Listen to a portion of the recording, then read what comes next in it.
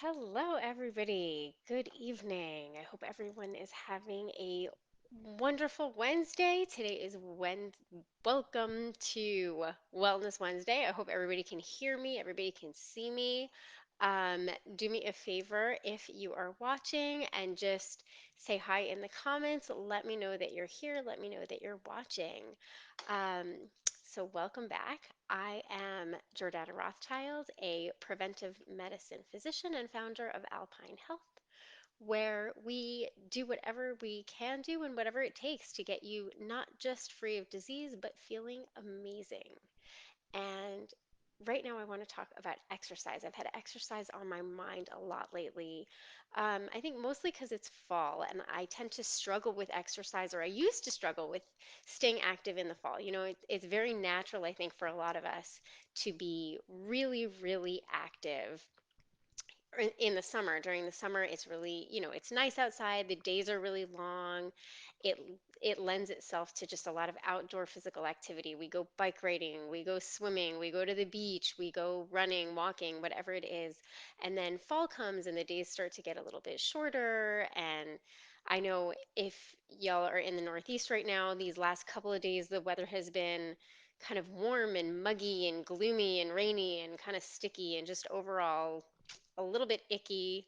And I know I've been feeling a little sluggish. So I kind of struggle to exercise in the fall, or at least to get that motivation. But then once I get going, it's like, it's amazing because I've noticed, at least for me, in the summer when I try to run, it's hot, it's heavy, it feels kind of challenging to just muddle through in that heavy heat. But then when the fall comes, I can run and it doesn't feel as heavy. It's a little bit cooler. So I like to see what I can do to get outside, get active, and keep myself upbeat as the winter months come.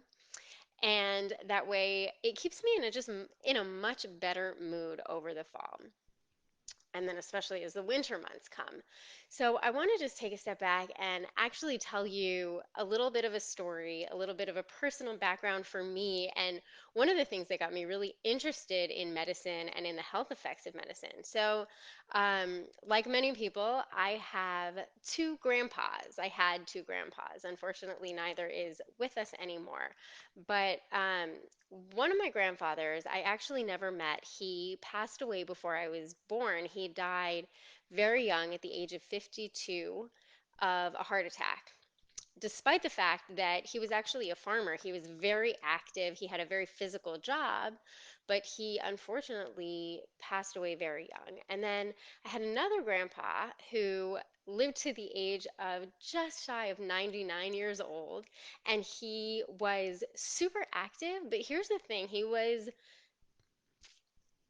not a slender man, let's put it that way. He was always a little bit overweight. I mean, I always remember him being super active, but then like sneaking out to Dunkin' Donuts and having his crumb cake muffin and his coffee. I mean, he was not like super, super calorie conscious. He was always a little bit overweight, but he was very active. And he always said to me, I remember, even like all the way into his 90s, I remember him saying to me, Jordana, it doesn't matter what you do, but you have to promise me you will stay active forever. If you stop using your body, you won't be healthy anymore. You won't be, if you're not active, you won't be able to stay active. Now, that's just a personal story. That's not data, that's not science. That's just my own personal background. And it piqued my curiosity though. I always wondered, like, is there something to it, right? That I had these two grandpas, one of whom was very physically active in his job, but did pass away very young. And then this other grandpa who was always overweight, but was super exerciser. I mean, this guy, once he retired pretty early because back then, I don't know, people retired a lot younger back then. So he retired, I think, in his early 60s. And from the time he retired, he used to exercise like 3 hours a day. I mean, the guy would go for a walk for an hour and swim for an hour and go lift weights for an hour. And there was no messing with his gym routine. Like we would go visit him in Florida and he would say, I'm sorry, I can't see you until 11 because I have my 3 hours at the gym. So there was no budging him on that. But the question is, what does the science say, right? Like, what's the evidence? What does exercise actually do for us? And I know Y'all are bombarded with messaging and media saying exercise, exercise, exercise, the benefits of exercise. If you exercise, you will burn calories. If you exercise, you will lose weight. If you exercise, you will reduce heart disease. But I want to take a step back from all of that stuff because I don't believe in pushing exercise for weight loss. It takes away from all the fun of exercise. And there are so many other benefits to exercise that have absolutely nothing to do with burning calories or this kind of restrictive mentality of, oh, I was bad and I have to punish myself with exercise, right? Like I broke my diet, but I have to, so I'm gonna go on the treadmill for 2 hours to compensate for my bad diet, which you know how I feel about judging things and judging ourselves and that whole self criticism thing, right? I'm not a fan of beating ourselves up for anything. So the question is, if you do not lose a single pound, a single half a pound, and you exercise every single day, is that still good for you? And also, if you don't exercise every single day, is that still good for you? How much exercise is good for you? What kind of exercise is good for you? What are the actual benefits of exercise for you, for us? So I want to dive into a little bit of the science and talk about some of these, and I will send you a little more information after this. But first of all, when we exercise, it improves heart health and it lowers the risk of heart disease. And it does that through a couple of mechanisms. First of all, our heart is like this pump that's pumping blood through our body, and it has to push all of our blood through all of our arteries. It's like this super sophisticated piping system, and we have to push it through. So when we are exercising our heart is in better shape and does a better job of pumping it. It has an impact on our blood pressure. Our blood pressure responds better to those changes, right? When our heart rate is elevated, it changes our blood pressure, and when we intentionally exercise and elevate our heart rate, our body gets more accustomed to those changes in blood pressure. So we know the heart health benefits. I'm not going to hammer that home because I think most people have heard about that benefit and also the benefit that it lowers blood pressure. So exercising actually increases your blood pressure while you're exercising for the duration of the exercise. But if you do that on a consistent basis, then in the long term, your resting blood pressure will be lower. But let's talk about some of the other stuff.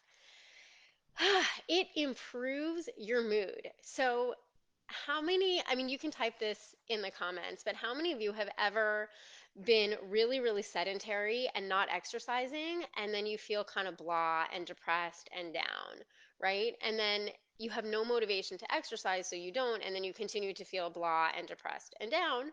But if you can actually get up and get moving, it improves your mood. So, exercise improves people's mood transiently for the duration of exercise, right? Like maybe not while you're moving, but overall it's a good pick me up for that moment. But the other thing is that people who exercise regularly actually have a reduced rate of depression and mental illness. So it impacts your mood in the short term as well as in the long term.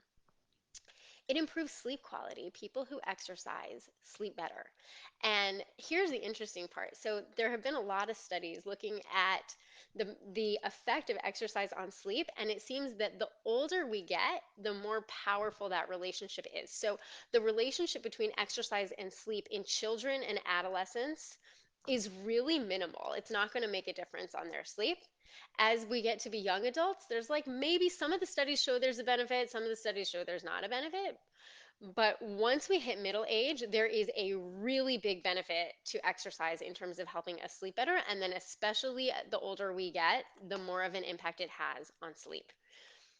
Mental functioning is a big one. So, exercise improves mental functioning, again, both in the moment as well as long term by reducing the risk of dementia. So, people who exercise, I mean, think about it. It makes sense. The science bears this out, but just even on a personal level, it makes sense when how many times have you heard somebody say, I'm going to go exercise, I'm going to go for a walk so that I can clear my head?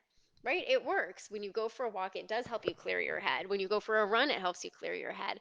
So, first of all, it improves your focus in the moment by helping you clear your head, but actually, it changes the way our brains, our cells in our brain actually function so that we have improved focus. Now, that improved focus and that benefit of improved focus through exercise is significantly magnified if the exercise is outdoors in nature because when you go for a walk on a nature trail, for example, first of all, your brain has that added level of focus that's required to not trip and fall when you're walking over kind of rocky terrain or just changing terrain and the balancing and all of those things are all exercise for your brain. And also the changing scenery, your brain has to focus, know where you are, notice the direction. All of those things actually improve your brain's ability to function. Strengthening your muscles, right? So again, the older we get, there is a natural aging of our muscles, and if we don't do anything, we will get weaker and weaker and weaker. Our muscles will just it's called atrophy, where your muscles just naturally get weaker. But by staying in shape, by exercising regularly, it strengthens your muscles and it will reduce the rate of muscle loss. It also improves your flexibility. But here's the other really cool part is that strength training in particular, especially for women, has a really big impact on mental health. So women who do strength training, meaning any kind of weights, it doesn't even have to be heavy weights. You could be lifting 2 pounds, 5 pounds, doing a couple of push-ups, whatever it is. But women who do strength training actually have a reduced rate of depression. So, strength training in particular is a great, great extra benefit above and beyond just any other kind of exercise from that perspective. It changes the way our bodies metabolize glucose, so it lowers the risk of diabetes. And again, I want to just hammer this home that this is independent of weight loss. So, people who exercise do get the benefit of improving their glucose metabolism and reducing the risk of diabetes even without weight loss. Just exercise by itself will do the trick. I mean, you could put them together, there's synergistic effects. The quality of your nutrition, that's a whole different conversation, but there is still some benefit to exercise alone, increasing mental energy and increasing physical energy. So, right, there's the mental mood, there's the mental state, but then there's also just how much energy you have to concentrate on things, how much energy you have physically. So, exercise increases both of those types of energy. If you are feeling tired, if you are feeling sluggish, I know it's counterintuitive to do something that might make you feel more tired. But trust me, you will feel better afterwards. Again, don't overdo it, but getting up, getting moving, especially if you're doing it on a regular basis, is definitely going to boost your energy.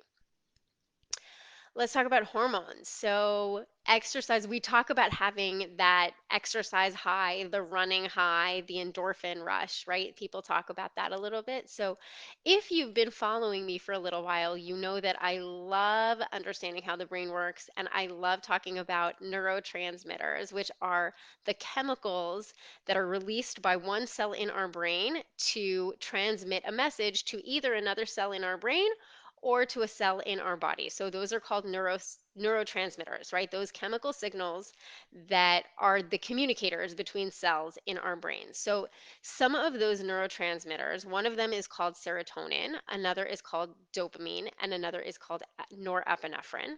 And all three of them get released when you exercise. So serotonin is a neurotransmitter that in general is released. When it's released, it results in feelings of calm and happiness and serenity and peace. It's kind of like a nice, peaceful, happy hormone. So that gets released a little bit when you exercise. Dopamine, that's your pleasure center. That's your reward center. That's your runner's high. That's that fun feeling. And norepinephrine goes along with dopamine for that a little bit. And it also norepinephrine is going to give you that boost of energy that comes along with exercising. Exercise can also reduce chronic pain and lowers your perception of pain. So, I can do another talk about this another time. I love talking about pain, but pain is just a signal. Pain is when if I smash my finger on something, I have nerves in the tips of my fingers, and then those nerves send a signal, and that signal gets transmitted to my brain, and my brain interprets that signal to say, ouch, that was painful. And then my brain sends out these other responses that say, okay, interpret the pain, freak out, pull your hand away, you know, get upset, get angry, do whatever response we're going to do when we experience pain. And when we exercise, it actually slows down that pain response a little bit when we're having chronic pain. So that if we have, like, let's say, I did have pain in my fingers, but I'm not being crushed, my hand's not being crushed, I just have pain there that's always there.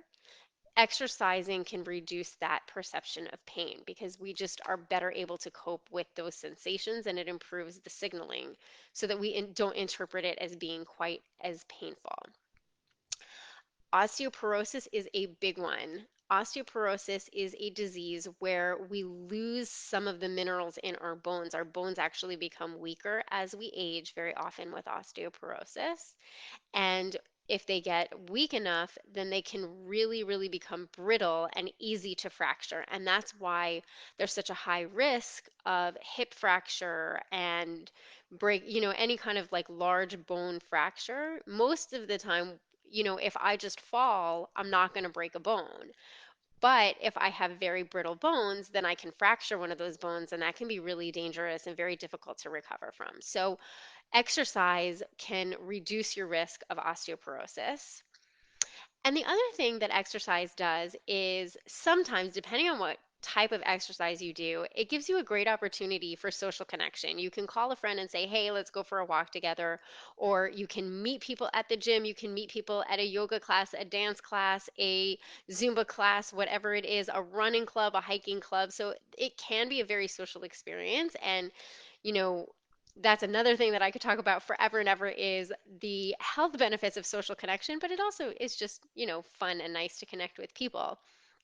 Although there are real tangible health benefits to social connection too, on top of that, and increased confidence. So people who exercise regularly, they feel better about themselves. They have more self confidence, which again, it is borne out in scientific studies, but it's also intuitive. If you are physically strong, you're going to just feel better about yourself. You're going to be like, wow, I just lifted 100 pounds. I'm so cool. Or, wow, I started off lifting 2 pounds and now I can lift 5 pounds. I feel really good about myself. Or, wow, I only thought I could walk 1 mile and look at me. Now I'm running 3 miles. Or whatever it is, it helps you boost your self confidence.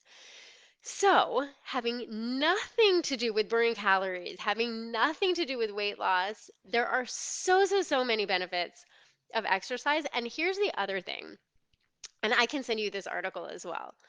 There is a huge difference, and this comes back to my two grandpas. There is a huge difference between physical activity on the job and what we call leisure time physical activity. So, if you have a physical job, you are not necessarily getting all the benefits of exercise that I just talked about. Having a physical job, yeah, it's going to burn calories. You might not be overweight because you burn a lot of calories on the job and you're not eating enough to compensate for that. So you might be of a what we call, average weight or normal weight, whatever that means to you, right? People who might not necessarily be overweight and are their only source of physical activity is in their job, they don't get those added health benefits compared to somebody who might still be overweight but is exercising regularly. When they have leisure time physical activity, that's really where you get the biggest benefit.